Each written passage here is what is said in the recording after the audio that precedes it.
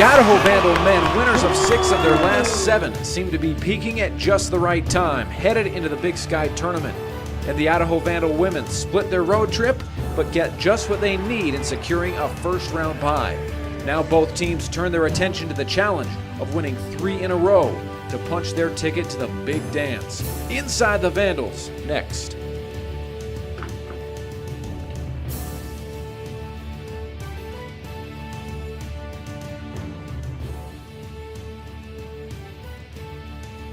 Hey everybody, welcome back to the final edition of Inside the Vandals for the year. I'm Alyssa Charlston, joined by head men's basketball coach Don Verlin.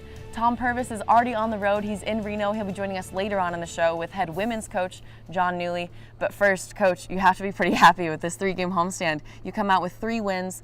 After all you've been through this season with injury, you've had more injuries this season than seasons past. How does it feel to finish this well in conference? Well, it feels great, and it's just a tribute to our guys, the guys in the locker room. They really showed their character, especially these last 3 games.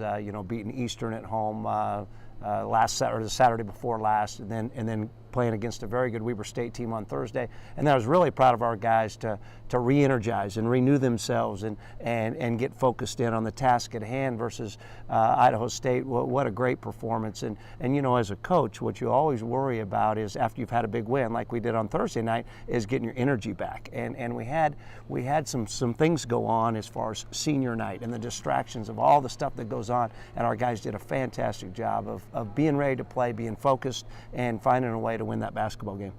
All right, well, let's dive in first into that first game on Thursday against Weber State. A very good team, as you were saying. 16 lead changes in that game, and you're facing NBA prospect Joel Ballenboy. That the whole game, he only gets 7 shots. How did you limit him defensively? Well, we did a great job defensively, and that's kind of what this team is made on, is defense and rebounding, and I thought our guys did a great job of executing the game plan.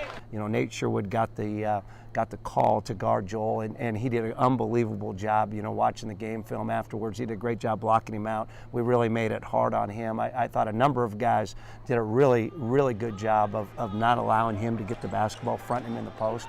But our team defense was probably as good as it'd been all year, especially in the second half. Well, you shoot just 29% from the field in the game, obviously not preferable, but you out-rebound them 50-30, 20-6 on the offensive glass against a team that's really good on the offensive glass. How important was that rebounding battle in the game? It was the difference in the game, no question about it. And I never thought we'd win a game here shooting 29%. I mean, that's just unheard of. And it's just, again, a tribute to our guys. The one thing that we had really focused in on going into that game was rebounding the basketball, because they had Ballenboy, who was a conference leader in rebounding, almost 14 a game.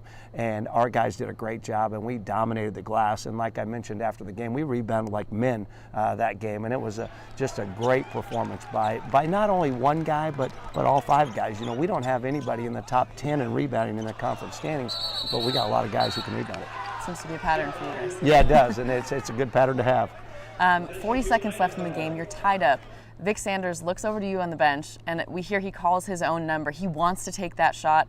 He takes it, makes it, puts you up 3. Is that a common thing that you have with a player, or is that like a unique trust that you have with Vic when he has a hot hand? No, it's not really a common thing, because as my wife would tell you, I'm kind of a controlling guy. But Vic called his number. I thought it was the right play at the time. And when he looked over and did it, it was just kind of one of those things that happen in coaching, kind of a feel thing. As I said, okay, then make it, and he did. And beating the top team in conference, heading into the conference tournament championship, does that give you guys a little bit of extra confidence? Absolutely. I mean, when you look at this conference season now, we beat Montana on the road, we beat Weber at home, we've beaten everybody in the top half of the bracket or in the conference standings.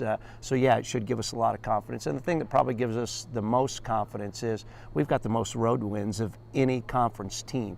And that's what I'm going to sell to our team this week is, hey, we've done the things that we needed to do to put ourselves in a great position. Now all we got to do is go be ourselves. And with that win, you secured yourself a first-round bye in Reno, and then Idaho State comes in on Saturday, led by Ethan Telfair, a guy who's had 4 consecutive games of 30-plus points. What did you want to do with him defensively heading into the game? We wanted to slow him down, obviously. What we really tried to do is make him work for his shots, and we hadn't seen him. And so it's always different when you haven't seen a team, even though you've seen them on video, you haven't seen them in person. And he's quicker than I thought. He's better than I thought. And I thought our guys did a great job of making him earn his shots. We put him to the free throw line too many times. But on the other hand, we did a real nice job of making him earn his shots. And in the end, our defense won out. Yeah, and I mean, offensively, he turns the ball over 9 times, ends up getting a technical foul later in the game. Did you kind of get inside of his head? I don't know if we did or not. You know, you probably have to ask our players about that. But what I thought we were able to do is frustrate him a little bit with how we were guarding their ball screens.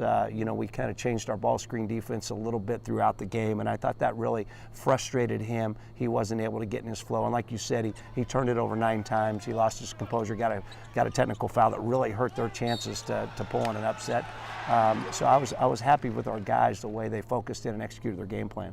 And in that game, you reached a milestone of your own, your first 20-win season here at Idaho, but the first 20-win season the men's basketball program has had since the 92-93 season.